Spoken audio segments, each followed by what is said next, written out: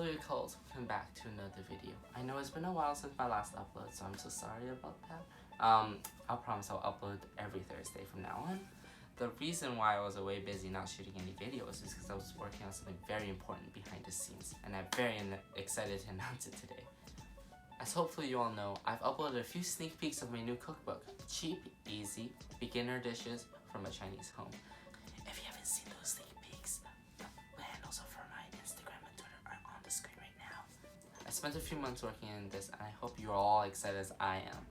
These are all just a series of simple dishes that I often see at home. It involves a few simple ingredients and some simple steps. Pre-orders are up and at barnesandnoble.com/CEBBDFACH, and the first 1,000 people to pre-order get a signed copy. So the support really helps this channel.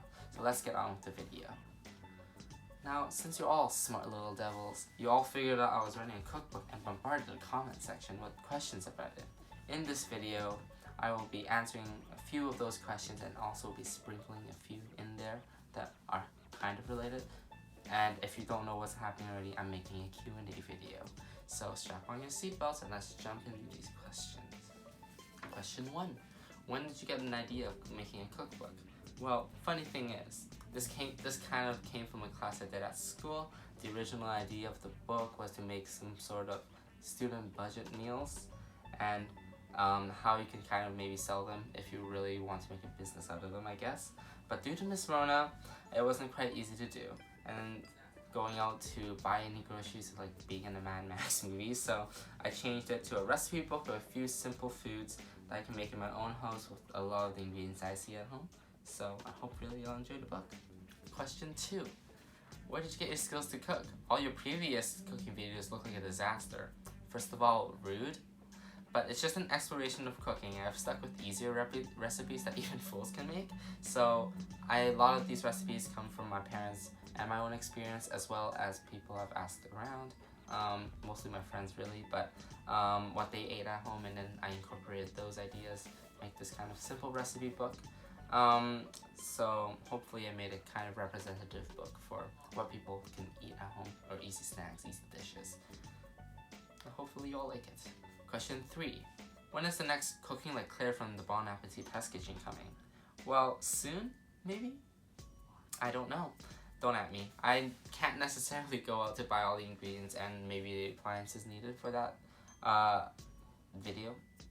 So, but if I get 2,000 subscribers, maybe it'll go sooner. I don't hit the bell icon. Question 4. What creative software did you use to make the cookbook? Oh, since I'm a student, I get a discount on the Adobe Suite, so I primarily used Adobe InDesign for this. I also used Lightroom and Photoshop to edit the photos. Shout out to my yearbook teacher for teaching me how to do it though. Thanks, man.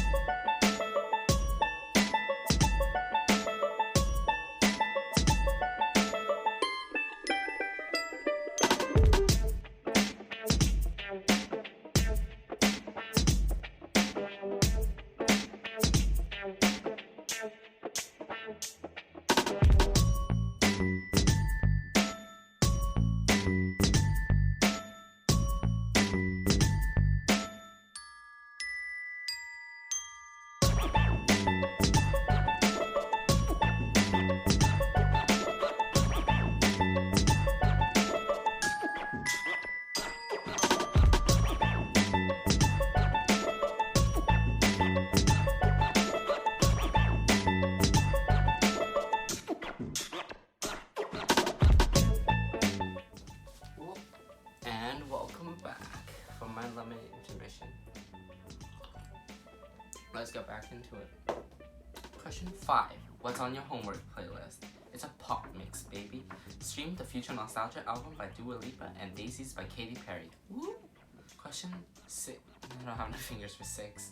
How are you doing this quarantine, and are we getting less videos than usual?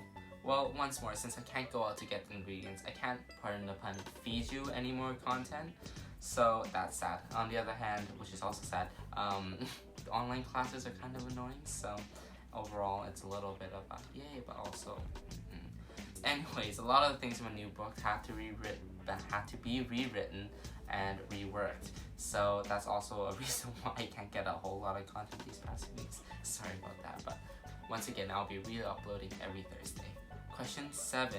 What kind of food will be in the cookbook? Good question. Besides a few recipes I've written before the quarantine, the majority of these recipes will come out of my household and have my experience from childhood. So if you can't tell already, I'm Chinese, so there's a few Chinese dishes, at least Chinese traditional home dishes. So you won't really find a lot of fried rice or orange chicken because they're a little hard to make sometimes with my time and my money, but also because they're not really what we eat at home. So question 8. I hope there is a Yakult recipe in this, or else this book is a sham. This isn't much of a question, but I felt like I had to address it. Unfortunately, it's unsafe to try to find a bacteria to ferment Yakult, so I'm sorry. But I know I left the Yakult disappointed with this one. I'll do better, but also don't do this at home, you know? Question 9. Are you trying to become a New York bestselling author? I mean, if the YouTube algorithm would allow me to reach more people and have them buy more books, I wouldn't mind it. The main goal of this book is to share the knowledge of cooking with everyone and the joys of it. Hopefully, that in itself gets a success. Question 10. What recipe are you the most proud of? Well, I'll give you a quick preview. Let me find it first. My favorite, or at least my most proudest recipe is the one for the scallion pancakes. Because if you're familiar with it, you would understand why. It was nice and crispy, so that's perfect. But I know people will like some like it really soft, but I like mine crunchy. So it came out really nice when I cooked it, and it also fits within the frame, so that's great. Well, I'm not much of a baker, so when I try to knead the dough, I add a bunch of flour, which kind of made things a little bit crunchy and maybe a little bit floury too. But overall, nothing was too bad, and I enjoyed eating it. So another good thing was I kind of just asked my mom for this recipe. It's like I didn't really ask anyone else. I kind of made it, so it turned out well. So I mean, I guess it's a family recipe now. I'm also really proud of having able to find flour amidst all the people quarantine baking. So there's that. Question 11. How long did you spend on the book? 69 hours. Nice. Question 12. What superpowers do you have? Well, going back to the book for this one, I mastered a no measurement seasoning technique during my experience with this cookbook. It's when you channel all the energy from all your cooking knowledge, all your ancestors' cooking knowledge, and just pour that salt, or dash that salt, I guess, or pour the soy sauce in, and it turned out pretty good. So I was able to season my food without having any of those weird teaspoon to tablespoon stuff, which I'm pretty proud of, even though it's not very uncommon, right? I mean, my mom does this all the time. So that's all I have today. I hope you learned more about my book and you're excited to grab a copy for yourself. Here's a quick flip through of what you can expect. So, for now, I'll be signing off because I have other things to attend to. Remember, you can pre-order your book until July 1st, so get them quick. I should also mention that I put a few of the short kind of stories in my book, so it's get a bit more personal for you all. I had to use my storyteller talent and storyteller skills on this one, so there's that. Anyways, thank you for tuning in, and I'll see you next time.